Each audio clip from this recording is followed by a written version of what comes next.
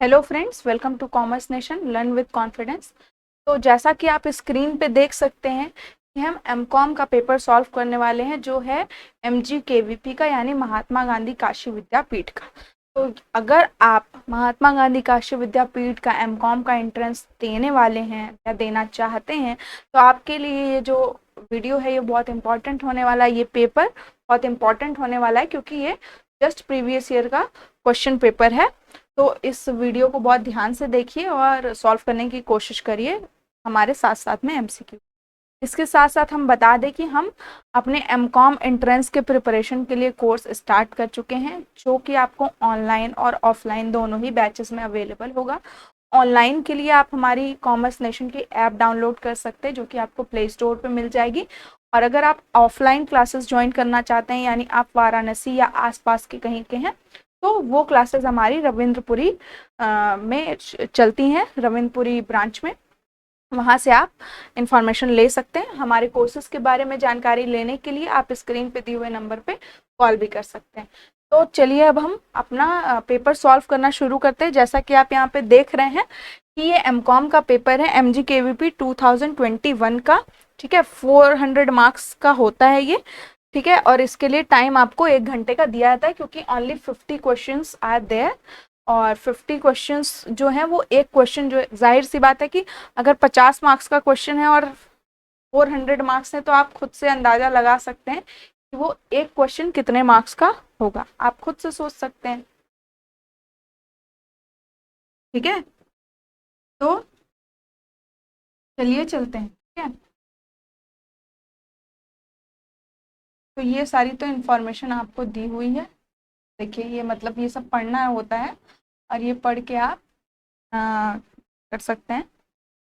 चलिए, जैसा कि आप देख सकते हैं यहाँ पे first question is the import licenses are issued by, यानी आयात और निर्यात प्रक्रिया कैसे शुरू होती है। ठीक है, तो ये जब भी आप रेफर करें तो इंग्लिश को रेफर करें। तो आयात और निर्यात प्रक्रिया शुरू होती है, कहने का मतलब इशूड बाय इंपोर्ट लाइसेंस। और यहाँ पे जो हिंदी में लिखा है वो गलत लिखा हुआ है। ठीक है, तो इंपोर्ट लाइसेंस कौन इशू करता है, आपको बहुत अच्छे से पता है, एग्जिम बैंक जो हमारा है। ठीक है, वो हमारा इंपोर्ट लाइसेंस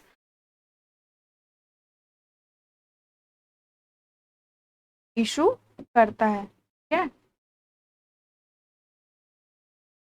ठीक है, एग्जिम बैंक। तो जो इसका राइट आंसर होगा फर्स्ट क्वेश्चन का, वो होगा एग्जिम बैंक, यानी एक्सपोर्ट और इंपोर्ट बैंक ही हमारा इंपोर्ट लाइसेंस इशू करता है, जिस लाइसेंस को लेने के बाद ही आप किसी भी कमोडिटीज या मर्केंडाइज का आप इंपोर्ट कर सकते हो। ठीक है, या फिर किसी सर्विस के लिए किसी इंटेलेक्चुअल प्रॉपर्टी राइट को भी कर सकते हो। ठीक है, सॉरी।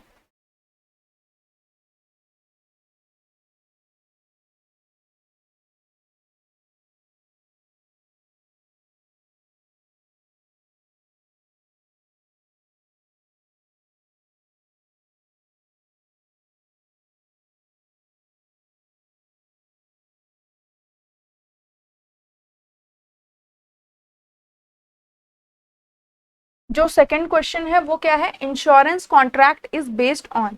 ठीक है, इंश्योरेंस कॉन्ट्रैक्ट किस पे बेस्ड होता है, तो पहला ऑप्शन है कॉन्फिडेंस। कॉन्फिडेंस पे बेस्ड नहीं होता है, एबिलिटी पे भी बेस्ड नहीं होता है, कंडक्ट ऑफ पार्टीज पे भी बेस्ड नहीं होता है। एक आपने प्रिंसिपल पढ़ा होगा इंश्योरेंस के प्रिंसिपल्स जो होते हैं, उसमें एक बहुत इंपॉर्टेंट प्रिंसिपल है जो है अटमोस्ट गुड फेथ का।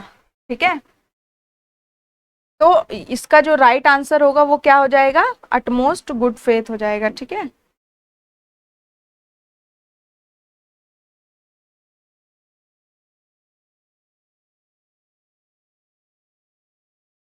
फिर इंडेमनिटी मीन्स दिया हुआ है। ठीक है, इंडेमनिटी मीन्स आपने ये इंश्योरेंस का ही यहाँ पे भी क्वेश्चन है। इंडेमनिटी मीन्स मतलब क्षतिपूर्ति का क्या अर्थ होता है, a promise to compensate, a promise to pay, a promise to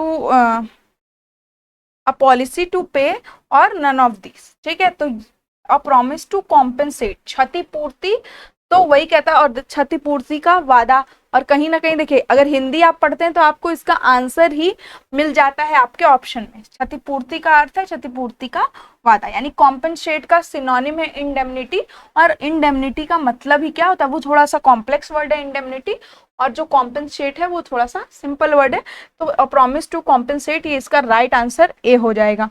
ठीक है, अब जब हम नीचे चलते हैं तो देखते हैं an assurance contract with insurable interest is.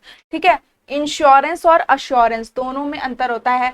Assurance कहने का मतलब होता है कि हम आपको अश्योर करते हैं। ठीक है, तो अश्योरेंस का जो कॉन्ट्रैक्ट होता है वो लाइफ इंश्योरेंस के केस में होता है, और अश्योरेंस का जो इंश्योरेबल इंटरेस्ट है, ठीक है, assurance contract with insurable interest, जैसे कि हम लाइफ इंश्योरेंस लेते हैं तो हमारा इंश्योरेबल इंटरेस्ट होना चाहिए उस पर्टिकुलर व्यक्ति में जिसका लाइफ इंश्योरेंस हम करा रहे हैं, तो वो एक वैलिड कॉन्ट्रैक्ट माना जाता है।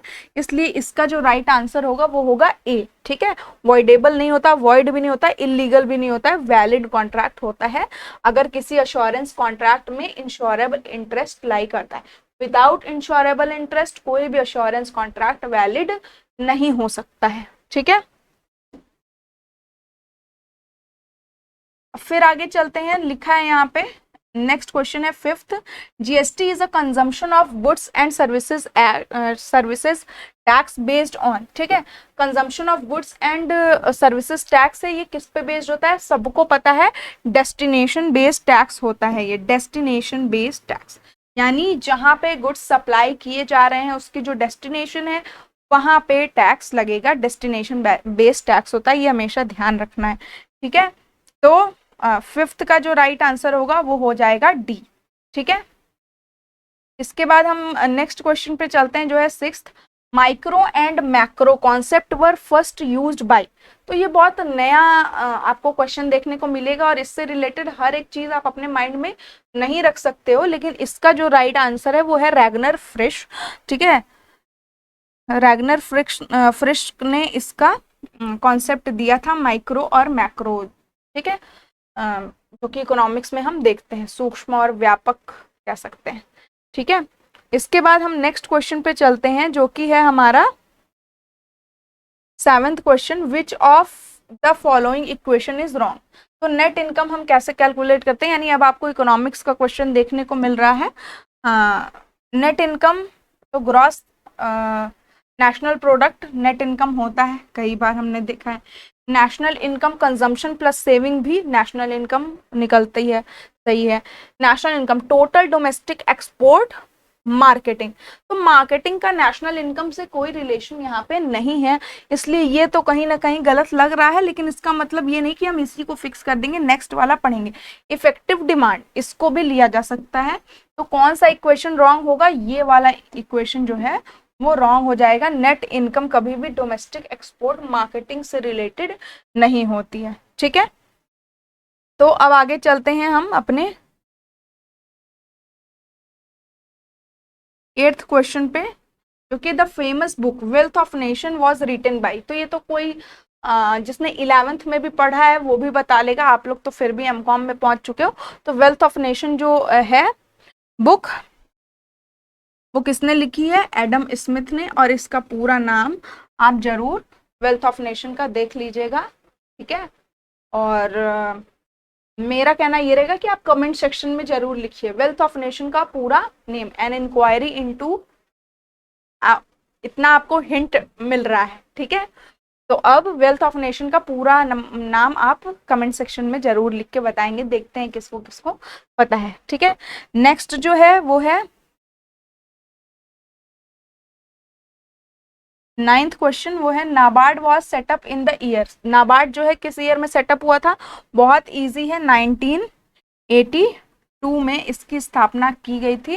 1982 में नाबार्ड एक्ट आया था, उसी के थ्रू नाबार्ड सेटअप किया गया था। ठीक है, फिर चलते हैं ऊपर, comprehensive machine hour rate includes. तो जो मशीन आर रेट होता है उसमें मशीन ऑपरेटर्स, यहाँ वेज लिखा है, वेज नहीं होगा, वहां पे देखिए हिंदी में पढ़ते तो वेतन उसमें समझ में आ जाता है, यानी मशीन ऑपरेटर्स के वेजेस जो हैं वो उसमें इंक्लूड रहते हैं। तो 10th क्वेश्चन का जो राइट आंसर होगा वो होगा ए, मशीन ऑपरेटर वेजेस।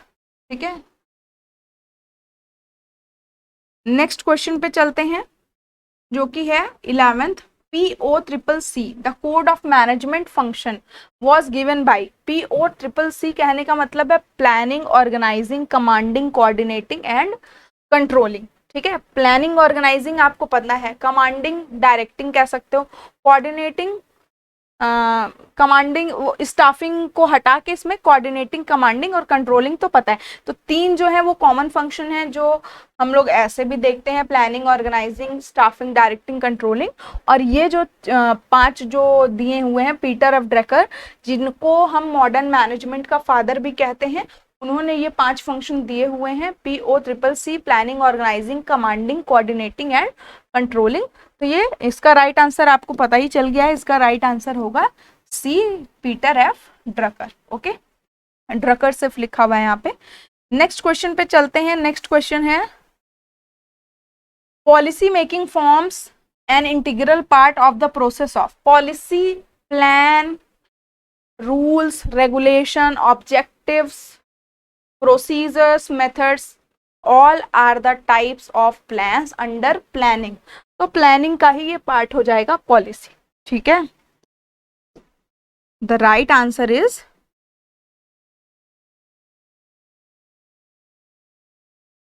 प्लानिंग।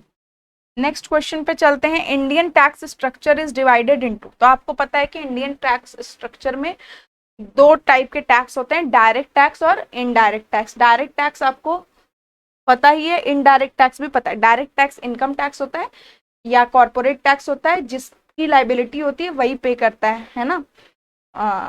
और जो इनडायरेक्ट टैक्स होता है वो इनडायरेक्टली पे किया जाता है, इसे लाइबिलिटी जिसकी जो पे करता है उसकी एक्चुअल लाइबिलिटी नहीं होती, दूसरा उसको देता है आके। ठीक है, तो बोथ ए एंड बी इसका जो है वो राइट आंसर हो जाएगा। नेक्स्ट जो है वो है Which of the following taxes have been subsumed in GST। यानी कौन कौन से इनडायरेक्ट टैक्सेस हैं जो कि जीएसटी में मर्ज कर दिए गए, सबस्यूम्ड कर दिए गए हैं। तो central sales tax, central excise duty and services tax, value added tax. तो ये VAT, excise duty, sales tax सब कुछ जो है वो जीएसटी में सबस्यूम्ड हो गया है।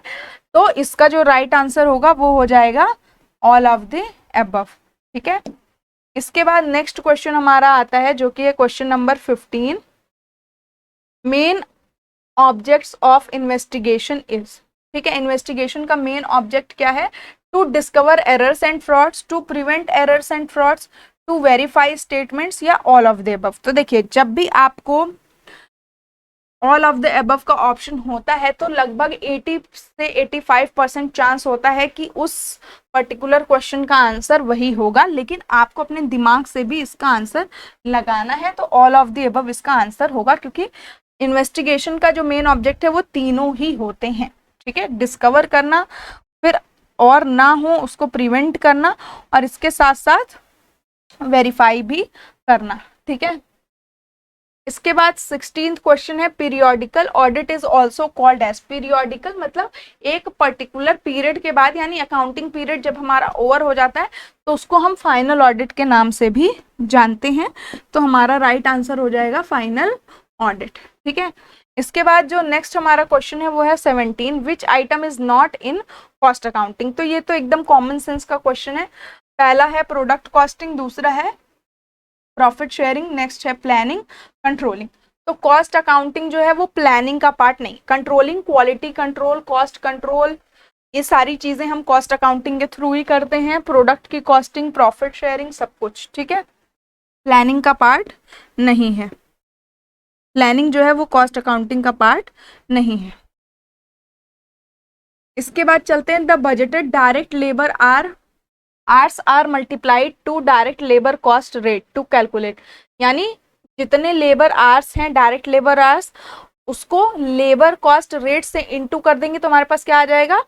Budgeted total direct labour cost. Budgeted यानी estimated total direct labour cost. तो जब डायरेक्ट की बात की जा रही तो इनडायरेक्ट वाली चीजें तो हट ही जाएंगी। ठीक है, और एक्सपेक्टेड लेबर आवर्स कहने का मतलब टोटल हो जाता है, इसमें डायरेक्ट इनडायरेक्ट को ये डिफरेंशिएट नहीं करता है। तो हमको सिर्फ डायरेक्ट से मतलब है, तो यहाँ पे हम क्या लेंगे? बजटेड टोटल डायरेक्ट लेबर का कॉस्ट लेंगे, जितना हमने बजट किया है, यानी सोचा है। ठीक है।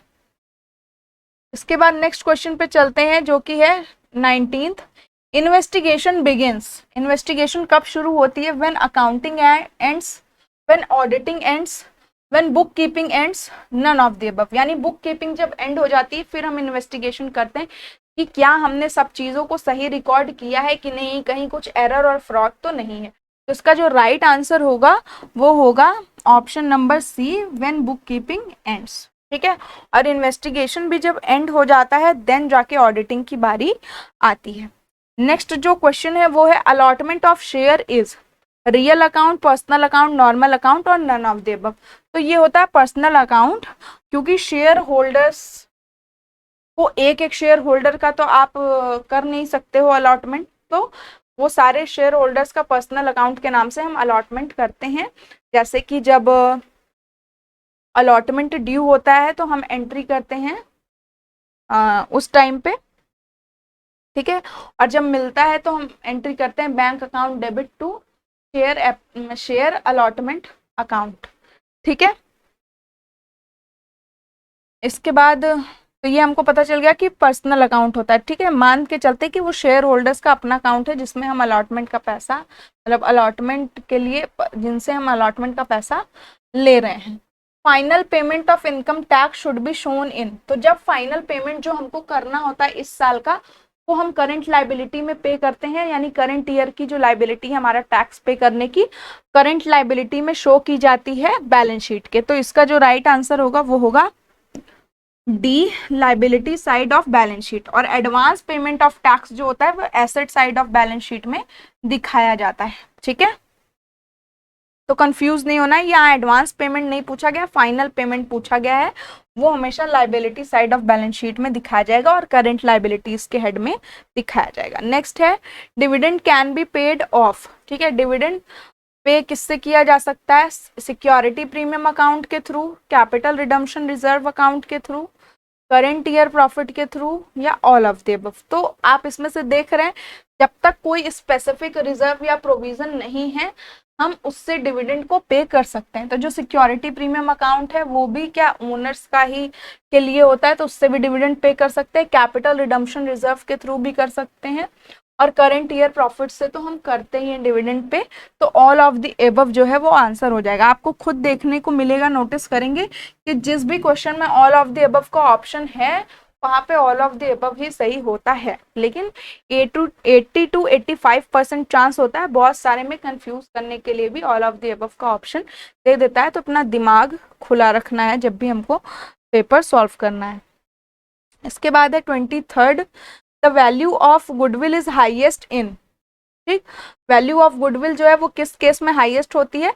तो ये 4 तरीके की गुडविल दी हुई है, जिसमें से रैबिट गुडविल आई थिंक नहीं होती है, काउ गुडविल होती है, एक डॉग, कैट और रैट गुडविल होती है, और कैट गुडविल सबसे अच्छी मानी जाती है और सबसे ज्यादा वैल्यू जो है वो कैट गुडविल की ही होती है। तो इसका राइट आंसर बी हो जाएगा 23rd का। नेक्स्ट है 24th, memorandum of association is defined in. तो कंपनीज एक्ट में मेमोरेंडम ऑफ एसोसिएशन जो है वो सेक्शन 2 सबसेक्शन 28 में डिफाइन किया गया है। तो कुछ पर्टिकुलर जो चीज़ें हैं उनके सेक्शन आपको याद कर लेने चाहिए, जैसे memorandum of association, article of association, इसके बाद प्रोस्पेक्टस किसमें दिया हुआ है, इन सब चीज़ों का सेक्शन याद कर लीजिएगा। नेक्स्ट जो है वो है 25, जिसमें बोला गया holder of a negotiable instrument is banker of पेई, एम्प्लॉय ऑफ पेई, holder of a bearer instrument, या एजेंट ऑफ पेई। तो जाहिर सी बात है होल्डर पूछा गया है तो जिसके पास वो बियरर इंस्ट्रूमेंट होगा, ठीक है, उसके होल्डर को ही हम कहेंगे होल्डर ऑफ नेगोशिएबल इंस्ट्रूमेंट। तो इसका जो राइट आंसर होगा वो होगा सी। ठीक है। इसके बाद नेक्स्ट क्वेश्चन पे चलते हैं। Number of WTO guidelines are, यानी ट्रिप्स, ट्रिम्स, और इसके साथ साथ जो एग्रीकल्चर के लिए एक एग्रीमेंट हुआ है तो उन्हीं को गाइडलाइंस का नाम दिया गया है। तो टोटल जो है वो 5 हैं हमारे पास WTO की गाइडलाइंस। ठीक है। तो इसका राइट आंसर हो जाएगा बी, 26 का बी। नेक्स्ट जो है वो है 27, जो कहता है decision of a consumer complaint with in तो कंज्यूमर कंप्लेंट का जो डिसीजन है वो 30 डेज में आपको मिल जाता है, ठीक है, विद इन 30 डेज। और 30 डेज के जब आ जाता है तो उस 30 डेज के अंदर अगर आप उससे सेटिस्फाई नहीं हो तो आगे की काउंसिल में आप मतलब फाइल कर सकते हो। इसके बाद 28 पे चलते हैं। Each district forum shell consist of, तो जाहिर सी बात है हर डिस्ट्रिक्ट फोरम में 1 प्रेसिडेंट होगा, 2 no president, depends on district wise. ऐसा नहीं है, चाहे कोई भी डिस्ट्रिक्ट हो, हर डिस्ट्रिक्ट फोरम का एक प्रेसिडेंट होता है। यानी इसका राइट आंसर क्या हो जाएगा, 1 प्रेसिडेंट, यानी राइट आंसर वुड बी ए। के बाद नेक्स्ट क्वेश्चन पे चलते हैं जो कि है question number 29। Binomial distribution was propounded bye, यानी बाइनोमियल डिस्ट्रीब्यूशन किसने प्रोपाउंड किया था, सबको पता है प्रोबेबिलिटी डिस्ट्रीब्यूशन है। और बाइनोमियल जब भी हम बात करते हैं तो वो प्रोबेबिलिटी की बात करता है, ठीक है। और जैकब बर्नौली जो थे, जिन्होंने बर्नौलीज थ्योरम दिया है, उन्होंने ही ये बाइनोमियल डिस्ट्रीब्यूशन जो है प्रोपाउंड किया था, ठीक है। तो इसका जो राइट आंसर होगा वो हो जाएगा आपका answer number option number B, ठीक है। नेक्स्ट चलते हैं 30 पे। Sample is the representative of, ये तो बहुत इजी क्वेश्चन है। यूनिवर्स, यानी हमारी पॉपुलेशन का रिप्रेजेंटेटिव होना चाहिए, तभी हम जो है सही डेटा एनालिसिस कर सकेंगे, सही कंक्लूजन या रिजल्ट निकाल सकेंगे। तो sample is the representative of universe, इसका राइट आंसर क्या हो जाएगा, ए हो जाएगा, यूनिवर्स, ठीक है। नेक्स्ट चलते हैं 31 पे, जहां लिखा है analysis of variance is mainly used in. तो देखिए जो एनालिसिस ऑफ वेरिएंस है वो वैसे यूज तो एग्रीकल्चर सेक्टर में मेनली होता है, लेकिन इंडस्ट्रियल सेक्टर में भी हम यूज करते हैं, जिससे कि दो प्रोडक्ट्स जो हैं वो एक जैसे बने, उनमें कोई डिफरेंस ना आए। लेकिन ज़्यादा यूज जो है वो एग्रीकल्चर सेक्टर में होता है, इसलिए इसका राइट आंसर क्या हो जाएगा, बी हो जाएगा, 31 का बी। इसके बाद 32 पे चलते हैं। Type of decision making environment is, तो डिसीजन मेकिंग इन्वायरमेंट कितने टाइप का होता है, एक अनसर्टेनिटी डिसीजन मेकिंग इन्वायरमेंट होता है, एक सर्टेनिटी का होता है, एक रिस्क का होता है। तो तीनों ही यहाँ पे दिए हुए हैं, तो ऑल ऑफ द अबव इसका राइट आंसर हो जाएगा। तो अभी तक आपको जितने भी क्वेश्चन मिले जिसमें ऑल ऑफ द अबव का ऑप्शन है, उसमें राइट आंसर जो है वो ऑल ऑफ द अबव का ही है, तो इसलिए ज्यादा चांसेस होते हैं, ठीक है। नहीं, अगर आपको क्वेश्चन आ रहा है तब तो आप लगा ही सकते हो, अगर नहीं आ रहा है और आपको तुक्का मारना है, आपके टोटल अटेम्प्टेड क्वेश्चंस आपको लग रहा है कि एक्सपेक्टेड से कम हो रहा है, तब आप ऐसा काम कर सकते हो, ऑल ऑफ द अबव की तरफ जा सकते हो, ठीक है। के बाद चलते 33 पे, जिसमें लिखा है the total number of classes in case of 2 attributes is, यानी टोटल नंबर ऑफ क्लासेस कितने हो जाएंगे अगर 2 एट्रीब्यूट्स हैं। तो देखिए यहाँ पे 2 कॉलम होंगे, ठीक है, ए और बी, 2 डेटा सेट और 2 एट्रीब्यूट्स पे इनको जज किया जा रहा है। तो जो क्लासेस हो जाएंगी वो एक ये इस एट्रीब्यूट के साथ, एक ये, यानी टोटल 4 क्लासेस हो जाएंगी। तो टोटल नंबर ऑफ क्लासेस कितनी हो गई 2 एट्रीब्यूट्स के केस में, वो हो गई 4। तो right answer would be, right answer होगा आपका बी।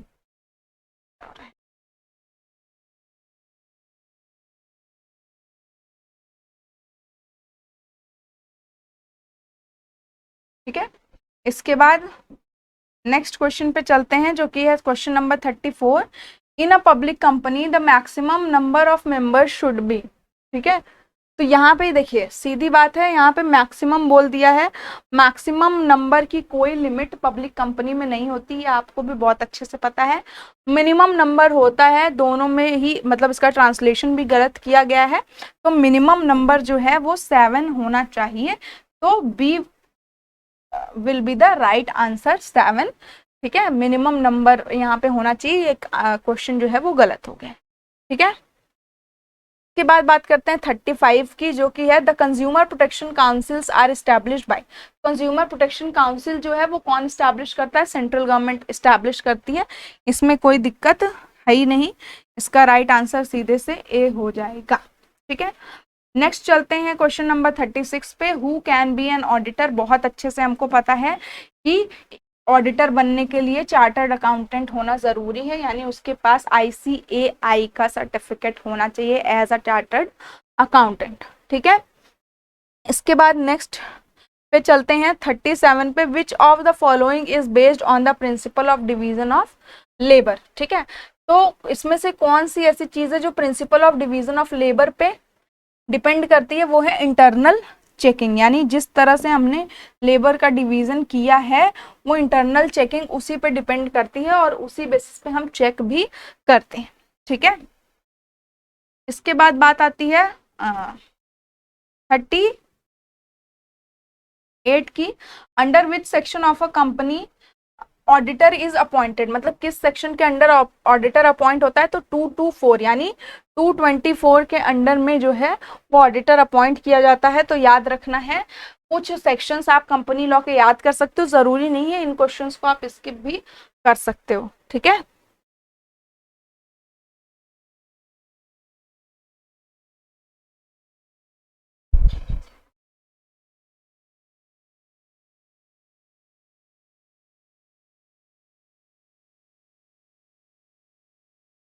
इसके बाद बात आती है क्वेश्चन नंबर 39 की, जिसमें बोला गया method of valuation of shares are. ठीक है, वैल्यूएशन, जो शेयर का वैल्यूएशन हम करते हैं उसके कितने मेथड्स होते हैं? तो 5 मेथड्स होते हैं। एसेट बैक मेथड होता है, एक प्राइसिंग मेथड होता है, एक यील्ड मेथड होता है, और कैपिटलाइजेशन मेथड होता है, और एक और कोई मेथड होता है। 5 मेथड्स होते हैं, आप सर्च करके देख सकते हो। तो टोटल जो method of valuation of shares है वो जो है वो 5 मेथड्स हैं। ठीक है, इसके बाद चलते हैं क्वेश्चन नंबर 40 पे। The balance in the capital reduction account after writing off accumulated losses is transferred to. Capital reduction account का जो बैलेंस है वो हम कहाँ ट्रांसफर करते हैं? सबको पता होगा, काउंटिंग करके हम लोग बीकॉम में भी आए हैं, कैपिटल रिजर्व में ट्रांसफर होता है कैपिटल रिडक्शन अकाउंट का जो भी बैलेंस होता है। ठीक है, इसके बाद चलते हैं 41 पे। Internal reconstruction of a company means, यानी किसी कंपनी का इंटरनल रिकंस्ट्रक्शन कहने का मतलब क्या है? तो यहाँ पे 2 ऑप्शंस हो सकते हैं, इंटरनल चेंजेस जो हम करते हैं कंपनी में, या रिकंस्ट्रक्शन ऑफ कंपनी भी कह सकते हैं। कंपनी का पुनर्निर्माण होता है, यानी फिर से जो शेयर्स हैं वो वापस लेके फिर से दिए जाते हैं, उसका प्रपोर्शन काफी कुछ आगे पीछे किया जाता है। ठीक है, तो दोनों ही यहाँ पे सही होंगे। तो जो आंसर की में दिया हुआ है विद्यापीठ की तरफ से, जो आंसर की आई थी उसमें तो ए दिया हुआ है, रिकंस्ट्रक्शन ऑफ कंपनी, लेकिन ज्यादातर बच्चों ने I think internal changes of the companies लगाया होगा, तो वो भी गलत नहीं है।